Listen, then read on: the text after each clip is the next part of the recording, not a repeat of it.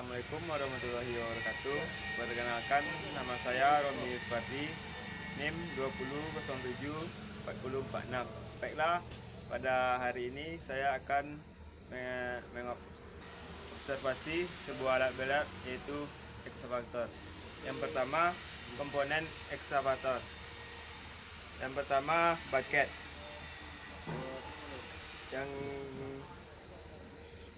Bucket. Yang kedua, bucket silinder yang ini. Dan selanjutnya arm. Terus arm silinder yang di atas tuh. Terus lanjut boom yang di situ. Terus ada boom silinder yang itu. Selanjutnya ada kabin, terus ada bumper kurut yang di belakang, terus ada undercarriage yang ini. Baiklah, selanjutnya kita masuk ke komponen ekskavator beserta fungsinya. Yang pertama, bucket berfungsi sebagai pengambil material untuk dipindahkan dari satu tempat ke tempat yang lain. Yang kedua, link I. Yang ketiga, link H. Yang keempat, arm, yaitu arm berfungsi untuk membantu menarik material dalam melakukan pengambilan material oleh bucket yang tadi. Yang kelima, yaitu arm silinder. Arm silinder berfungsi untuk menggerakkan arm. Yang ketujuh, boom silinder. Boom silinder berfungsi untuk menggerakkan boom naik turun. Yang kedelapan, kabin yang ini. Kabin operator ini berfungsi sebagai tempat beradanya operator untuk mengoperasikan ekskavator tersebut. Yang kesembilan, motor travel. Motor travel ini berfungsi untuk menggerakkan ekskavator saat berpindah dari satu tempat ke tempat yang lainnya. Yang kesepuluh, motor swing. Motor swing ini berfungsi untuk meningkatkan penekanan aliran hidrolik dan mengatur jumlah minyak fluida yang disedot oleh pompa hidrolik. Yang ke-12 yaitu center joint, yang berfungsi untuk menyambungkan aliran hidrolik ke travel motor supaya saat ekskavator berputar 360 derajat selang-selang pada ekskavator tidak terlilit. Yang ke-14 yaitu undercarriage. Selanjutnya, manifold valve.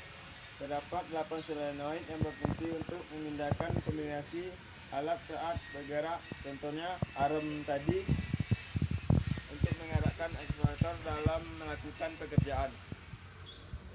Selanjutnya, yang ke-15 adalah engine. Engine berfungsi untuk menggerakkan ekskavator dalam melakukan pekerjaan. Yang ke-16 yaitu counterweight, yang berfungsi sebagai pemberat untuk penyimbang saat bucket menggali. Yang ke-17 yaitu hydraulic pump, berfungsi untuk mengalirkan oli hidrolik dari tangki menuju sistem yang bekerja. Baiklah, selanjutnya untuk perawatan harian ekskavator ini, yang pertama, memberikan pelumasan harian. Umumnya perawatan yang dilakukan secara berikut. 1. Memberikan pelumasan pada kepala silinder, boom, sambungan boom, stick, bucket, dan sambungan bucket. 2. Memeriksa komponen, ketinggian sistem pendingin, ketinggian oli engine, dan penyetelan strut serta undercarriage. Jika terdapat kerusakan, segera perbaiki atau lakukan penggantian komponen untuk mendapatkan performa yang optimal. Yang ketiga, mengosongkan separator air sistem bahan bakar. Yang keempat, membuang air dan sedimen tangki bahan bakar. Yang kelima, menguji indikator dan meteran serta arm talper. Baiklah, untuk observasi alat berat yang kedua yaitu kompaktor. Di sini saya akan menjelaskan komponen-komponen dari kompaktor. Yang pertama, well. Yang kedua, rail frame yang ini. Yang selanjutnya kabin tempat operatornya. Selanjutnya articulate joint ini. Selanjutnya mudroom yang ini. Selanjutnya rubber bufflet yang di dalam sini. Selanjutnya branches. Selanjutnya from frame.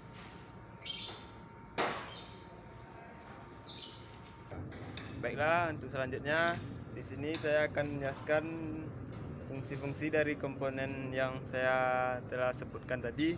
Yang pertama, dam kompaktor yang ini adalah bagian kompaktor yang berfungsi untuk memadatkan material seperti tanah, kerikil, pasir, permukaan jalan, dan sebagainya. Selanjutnya, kabin yang ini. Kabin merupakan ruang di mana pengemudi duduk. Pada kompaktor modern, umumnya kabin dilengkapi dengan AC.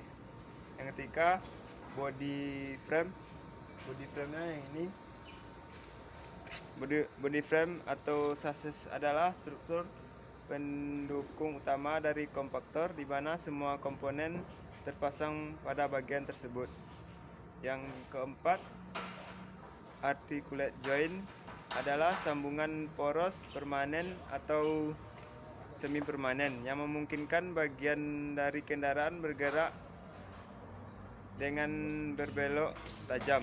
Yang kelima, rubber buffer yang di dalam sini tadi adalah bagian paling penting pada drum yang berfungsi mencegah transmisi getaran dari drum ke mesin untuk memastikan operator dapat fokus pada pekerjaan tanpa terganggu. Yang keenam yaitu handlebalance adalah sebutan lain dari pemberat dalam kompaktor. Handlebalance akan memungkinkan terjadinya pergerakan osilasi atau gerakan pada kompaktor. Selanjutnya yaitu langkah-langkah sebelum pengoperasian kompaktor ini. Yang pertama, pemeriksaan keliling.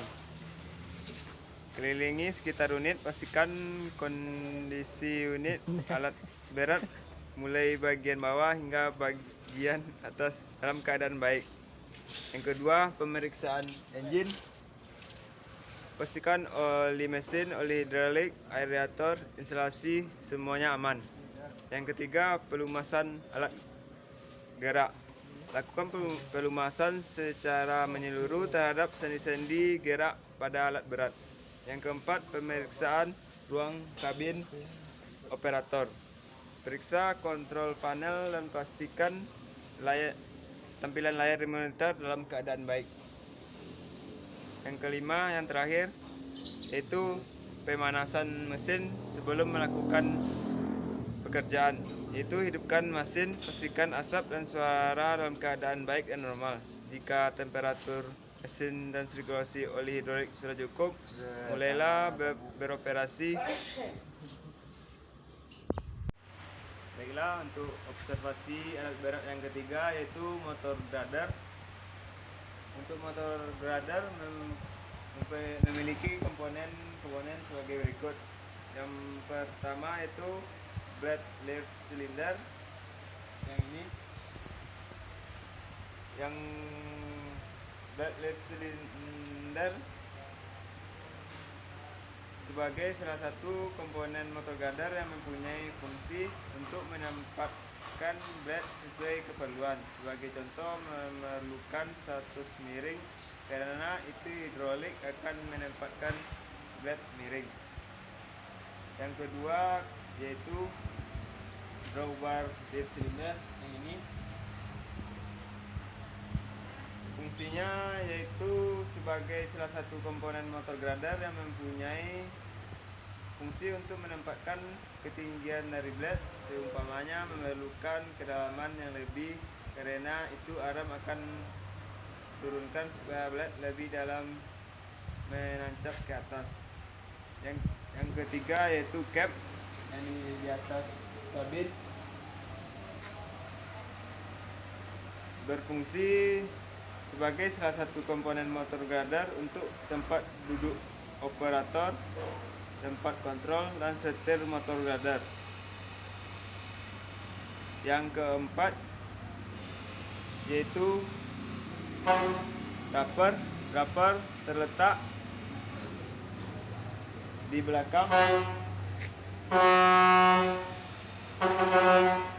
Fungsinya ripper adalah salah satu komponen motor grader yang berperan untuk mengemburkan atau memperhalus permukaan material atau tanah. Yang keenam yaitu drill well yang di sini. Nah, ini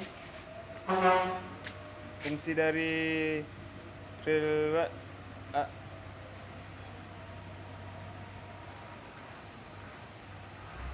Fungsinya yaitu sebagai berperan untuk komponen mempunyai fungsi penggerakan arm bagian depan motor grader. Selanjutnya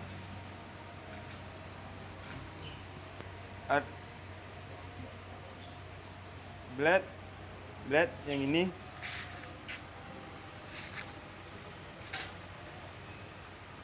Blade adalah salah satu komponen motor grader yang mempunyai fungsi untuk meratakan atau menambah material atau permukaan yang hendak ditangani oleh motor grader.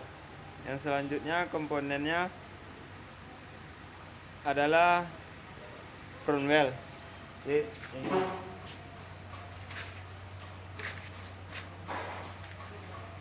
Front wheel salah satu komponen motor grader yang berfungsi untuk memudahkan pengerahan dari motor grader. Front wheel umumnya terdiri dari satu as roda atau dua roda yang ada pada arm bagian depan.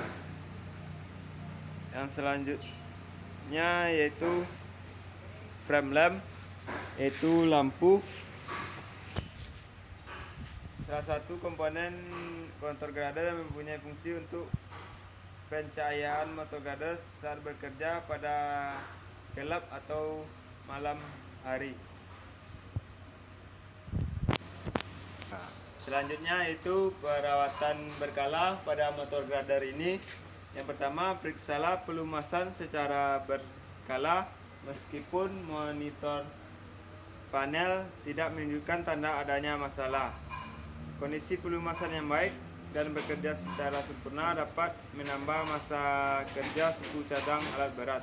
Gunakan pelumasan yang direkomendasikan oleh pabrik untuk masing-masing komponen. Yang kedua, periksalah segel atau filter secara berkala agar material-material pengganggu, debu, pasir, dan sebagainya tidak tersedot ke dalam mesin. Alat berat juga sebaiknya disimpan dalam garasi atau gedung lain jika bisa dan dinyalakan secara berkala sedang tidak aktif dipakai. Yang terakhir yaitu buatlah jadwal perawatan dan perbaikan yang jelas dan simpanlah catatan yang lengkap. Setiap inspeksi dan pergantian suku cadang harus dicatat agar saat terjadi kerusakan tidak perlu bingung lagi mengingat kapan komponen tersebut terakhir kali diganti. Mungkin hanya itu dari saya untuk observasi kali ini. Saya akhiri. Assalamualaikum warahmatullahi wabarakatuh.